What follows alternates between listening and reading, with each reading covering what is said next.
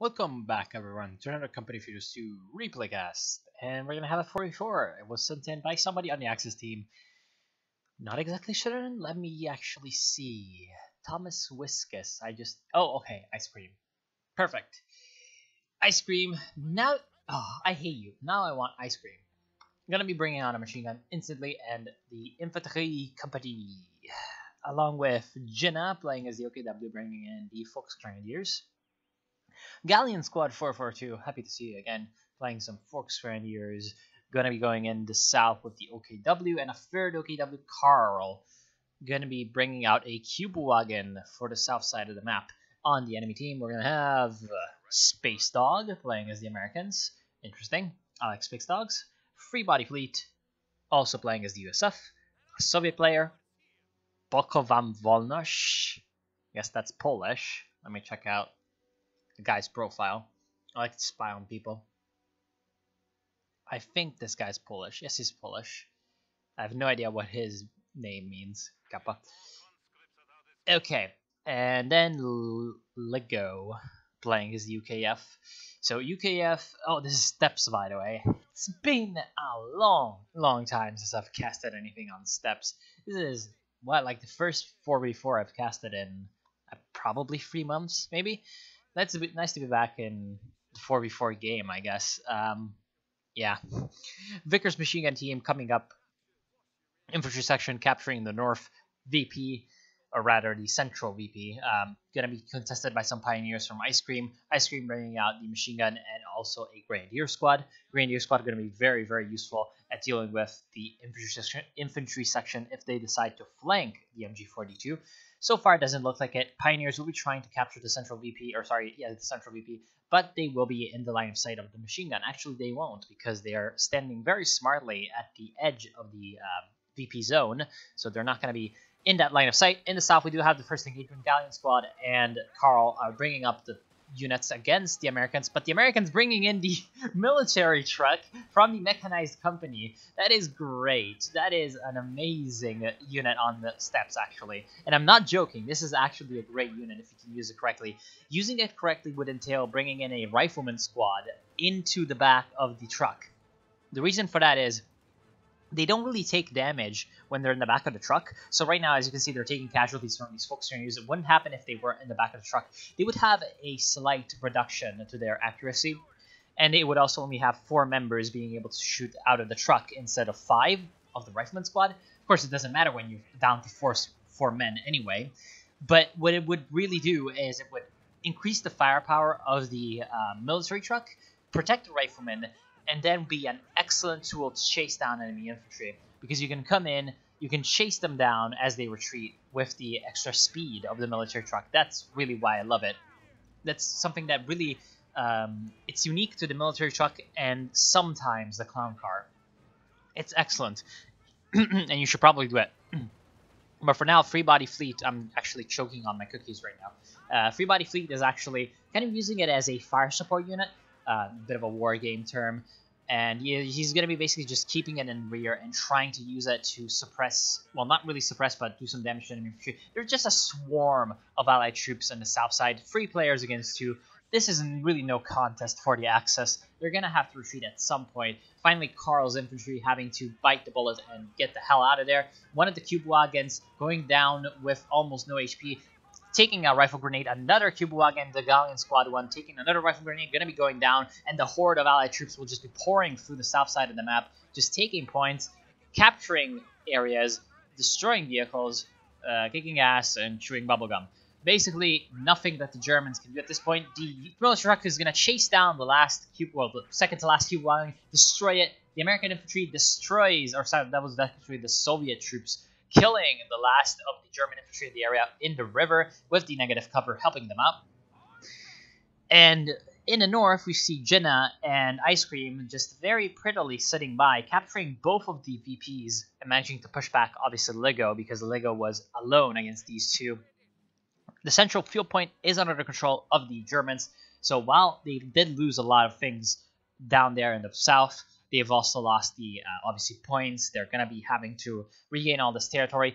They actually haven't sort of lost in terms of a strategic point of view, because the central fuel point has been under their control this entire time, whereas the southern fuel point has not been under the control of the Allies. So they've actually managed to gain more resources out of that whole kerfuffle in the south. That is to say, while the Allies don't do something about it. That is to say, what exactly they're doing right now.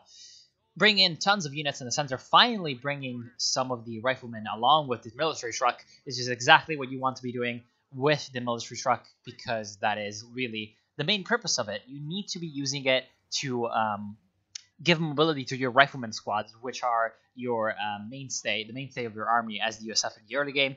Then once the the second CP hits, you can get the withdraw and refit. So once you see that the enemy's starting to bring out some anti-tank units, they have the Panzerfaust unlocked, they have, all the things that can counter the military truck, then you can use the withdraw and refit, and you can get the pretty hefty fuel price, the 20 fuel price on the military truck, refunded for 3/4. So you can get 15 fuel back and 160 manpower back, which is not what will happen as the Sturmpiles very quickly approach from the rear and destroy the military truck, along with, it looks like the Cube Wagon also suffering the same fate. So both of the light vehicles not really having their best day. However, the conscripts will soon not have a very good day as well, because they're being flanked by hordes of Germans. In fact, 4 squads of Volksgrenadiers and 3 squads of Sturm Pioneers. That's exactly what you don't want to see when you're a conscript. Here comes another anti-tank grenade on the Cube Wagon. There's a tripwire. There it is. Kills one Volksgrenadier. Light tank is on the field for Karl, which is interesting. Let's see what the teching is. Galleon squad going for a battle group. Mechanized going.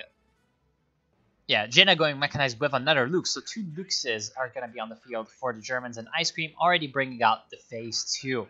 He won't have enough actual fuel to bring out any Phase 2 units, but he's going to have the Phase 2 just at least ready to get the Tier 3 out in the field. He may even go for a Tier 2.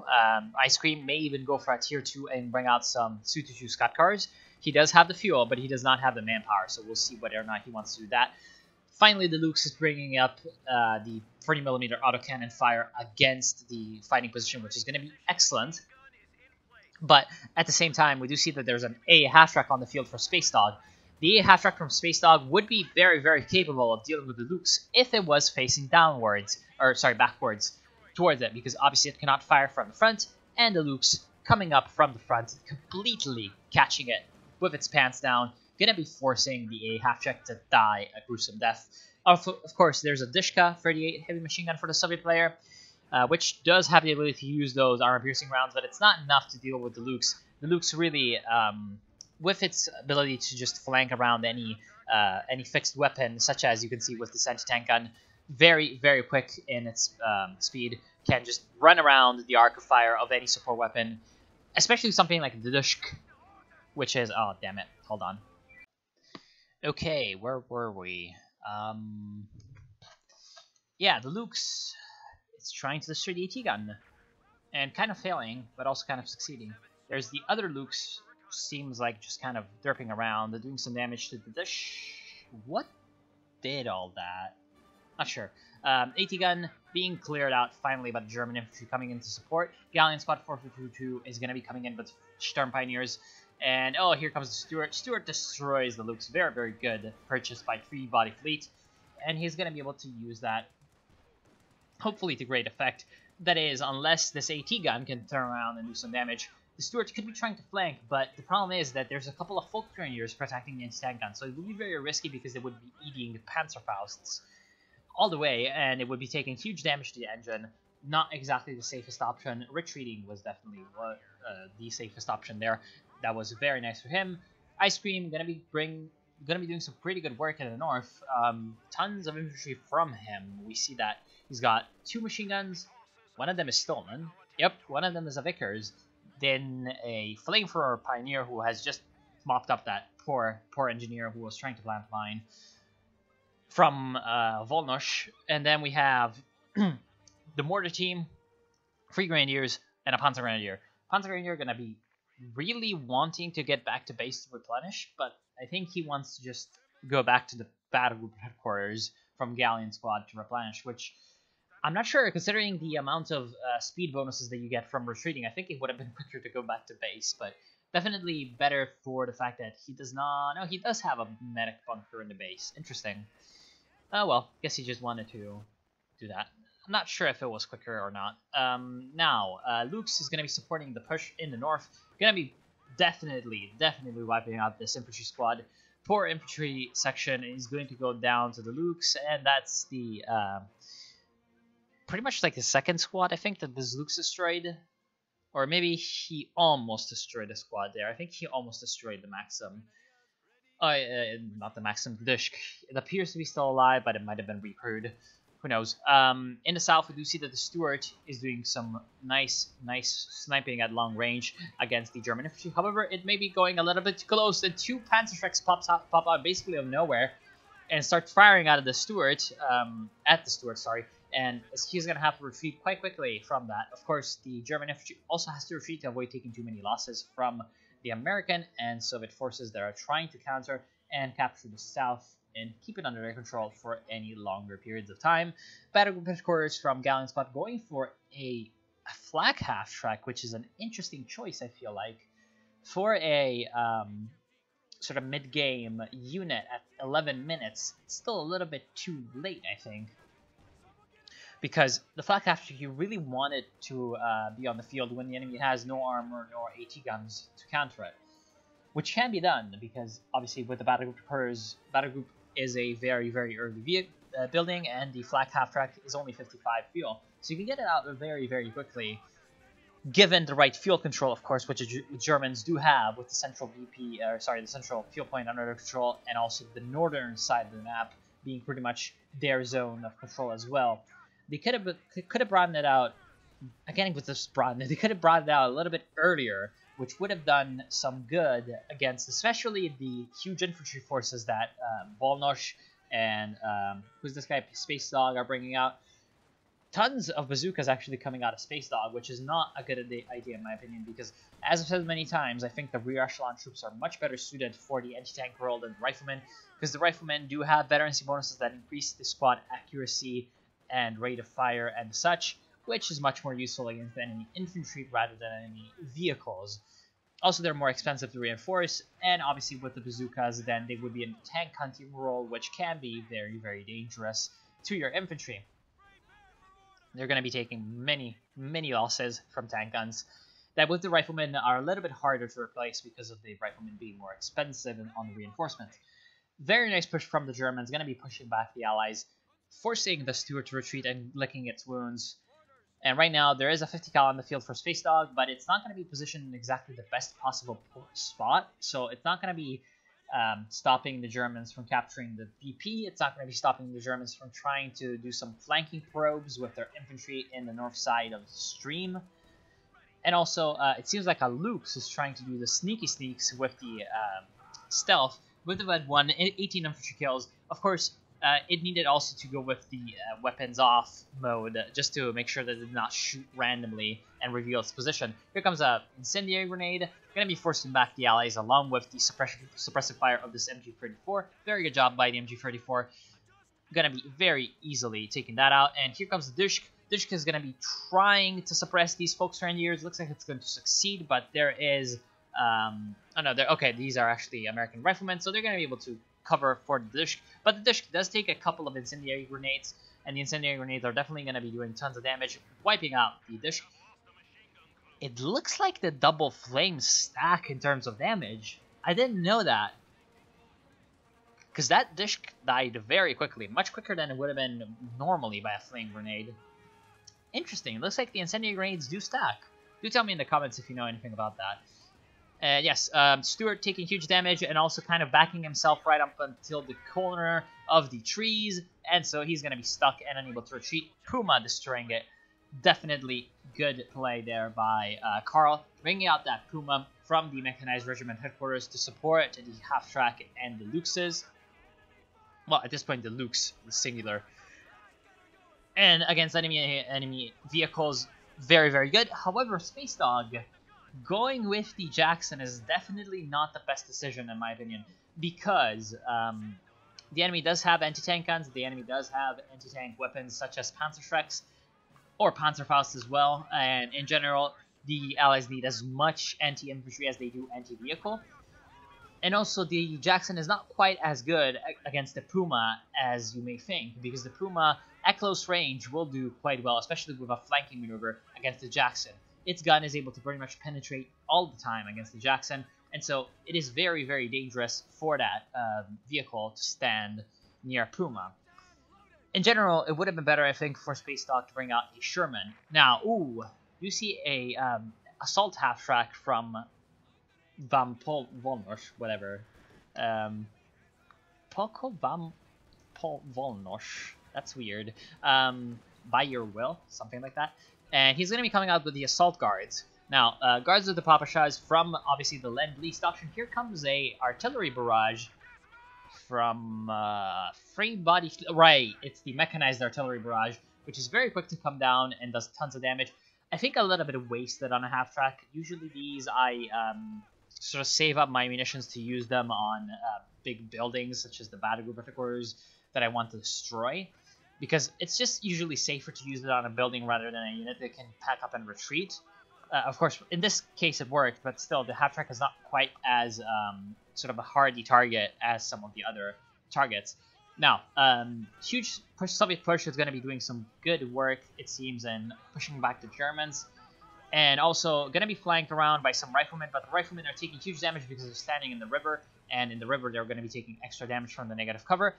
Bit extra damage from the mortars against the MG-34, which wasn't able to suppress all of the Soviet infantry, so the Soviet infantry doing pretty well, actually, in pushing back the Germans from the northern side of the island. And in general, it looks like they're going to be only stopped by the Lukes. Lukes up to about 26 kills. Guards going to be encountering a huge swarm of Germans, and they're going to be wiped out to a man. Also, the Panzerschrecks from the Sturm Pioneers going to be doing some damage to the half-track, which is reinforcing the Soviet forces in the area. Actually, it should be a little bit closer to this Dushka crew, because it would be able to reinforce further. Here comes a Broom Bear from Ice Cream. Actually, Ice Cream very nicely bringing in the Broom Bear from the north to the south. He probably brought out the Broom Bear to counter the Bofors QF 40mm emplacement, which would have been a very good idea, except he decided that the Broom Bear was better needed than the south, which is, in my opinion, a very, very, very good and flexible decision, because now he's going to be able to use that against the Soviet infantry. Another constant squad goes down, and right now there's a Sherman M4C and a Sherman 75mm M4A3, which are now trying to destroy this German sort of army group in the south. However, there is a Jagdpanzer from Gatling Squad 442. Gatling Squad 442 is going to be trying to kite back with the Jagdpanzer and getting it to safety with the help of the Puma. The Puma could be using the aim shot at the M4C Sherman to do some criticals. However, the M4C Sherman takes a lot of damage. What was that smoke? That was the Puma smoke. The Puma smoke saves the Sherman from the last round of the Jagdpanzer, and also saves the Jackson from taking extra damage from, obviously, the Jagdpanzer. Of course, it also kind of saves the Jagdpanzer from the Jackson, so in general, it just kind of saves everyone in a situation where everyone could have died, which is very interesting. Also, Free Body Fleet going with a Sherman. Sherman going to be encountering troubles, however, in the center, because there is the Broom Bear, which is not going to be letting the Sherman really do much, because while the Broom Bear can't really do a lot of damage to the Sherman can't exactly do a lot of damage to Broom Bear either, and so the Broom Bear is going to be a very nice damage soak for any kind of anti-tank guns to be brought up to support, especially such as this pack gun that Ice Cream brought out to counter the Comet, interestingly enough. Comet trying to fight head-to-head with our Kenwerfer in some very clear terrain, so not really doing all that much in terms of damage to each other, these two units. There was a bit of a rise here, which was eating up shots from both the Kenwerfer and the Comet, which was, well, something that you should always be a little bit wary about. Here comes M4C, almost taking out the Puma, but the Puma using an excellent aimed shot and disabling the turret rotation of the Sherman, making sure that the Puma does not go down. The Jagdpanzer had been brought up to sort of assist, but even without the fully repaired hull, but decided to then, obviously, once the Sherman retreated, go back to its repairs. Interestingly enough, Legoo going for the Special Weapons Regiment and bring out a couple of tank hunter infantry sections with Piats as well. So I'm not sure as to why he wouldn't just bring out some rail engineers with Piats. I would think that they would be better than the tank hunter infantry sections, except for the heat grenade, obviously. Heat grenade can be very useful against enemy vehicles. However, this is the problem. The Brumbear is very, very effective against infantry blobs, especially at long range. Because of its extreme range, infantry handheld anti-tank weapons aren't quite as effective against it. And since they were so far behind enemy lines, they were so deep and pushed up, they had to walk back through the Lukes, they had to walk back through the infantry blob of Jinnah, take huge damage, and almost go down fighting. In fact, one of the squads did go down, which was not exactly what they were signing up for. Right now, Rakenwerfer are going to be used against the Brumbear. Unfortunately, I think it's going to go down. For the Brumbear, this is the end of the ride, and there goes also the main gun of the Comet. So the Comet going to have to retreat to the extreme corner of the map, right up to the ramp near the VP, which might be a very big mistake because there's a pack gun trying to sort of cut it off from escape, along with a couple of extra squads from the Germans. Here also comes our Lukes to destroy the anti-tank gun, maybe even allow for some extra forces to come in. No, Lukes, actually, because of the fact that the Comet has no main gun, the Lukes can actually chase and try to get some last bits of damage in. Here comes a Panzer Shrek shot, doesn't penetrate the frontal armor of the Comet. Here comes a Panzer Faust and also a grenade from the Panzer Fusiliers, destroying the Comet finally. Right now, the Germans do have the complete field control, or sorry, VP control. They have the Allies down to 129 VPs, and they're dropping further now that the Germans have control of 2 VPs. One more VP being recaptured by the Allies, but that's not enough, really, because they need some kind of concerted, concentrated, successful attack somewhere along the line to decisively win against the Germans and grab themselves some territory for any consistent amount of time, really, because they've been sort of fighting over the south tooth and nail, 3 players against 2 for pretty much most of the game, whereas the Germans were able to pretty much consistently keep control of the north and the center 2v1. And what that means is that the Allies had a bit of a half resource space, because yes, the southern part of the map does have this field point and this VP, but they were contested most of the game, whereas the Germans had a very, very stable position in the north, with 1 munitions point, 2 VPs, and also a field point, whereas the Allies didn't, so they had that advantage. And that's kind of translated into a 482 to 110 VP lead for the Germans. Here comes a very nice counter push from the Americans, bringing out 2 Jacksons. 2 Jacksons definitely very, very scary against the Jagdpanzer, especially when they manage to get a flank off, along with the support of the M4C Sherman from Volnosh. 4 M4C Shermans are on the field for Volnosh, so he's going to be able to use that superiority in terms of armor to his advantage. However, he has to be very bold with that and very sort of mindful of the fact that he has conscript repair kit, and he's not using his conscripts to repair his vehicles because they were actually repairing back at base. Okay, so they're going to be coming in and repairing the vehicles, hopefully. Panther taking huge shots from the Allied armor swarm. There's also a Panzer IV coming in from Galleon Squad, going to be trying to flank and support the Jagdpanzer. The Jagdpanzer saves itself by a hair. However, the Panzer IV exposes its side armor and almost rear armor to the fire of these Jacksons. Obviously, there is no side armor in Complete Heroes, but that was almost rear armor. Jackson takes a huge amount of damage also from the Panzer Shrek flank. Very, very good job with the infantry coming in from Ice Cream. Ice Cream has just been doing an excellent job of coming in at the exact moment where he's needed in the south, with 1 or 2 units that are needed right at the correct moment, and then using that support to win decisive engagements without committing too many of his own forces to the south side of the map. Whereas the Allies have just been constantly bringing in 3 players south, which has left the rest of their map exposed. The Germans have been able to kind of parcel out forces more to where they were needed. Earlier on with the Brumbear, now with the Panzer Grenadiers with Panzer Shreks, vet free, very good job against the Jackson. And here comes the surrenders. I think this is going to be the end for the Americans. Going to be the end for the Soviets and British as well, it would seem. Yes, only Volnosh is left with any substantial forces, but he's out, and he's now controlled by the AI. Free Body Fleet surrenders, and that's going to be the end of the game.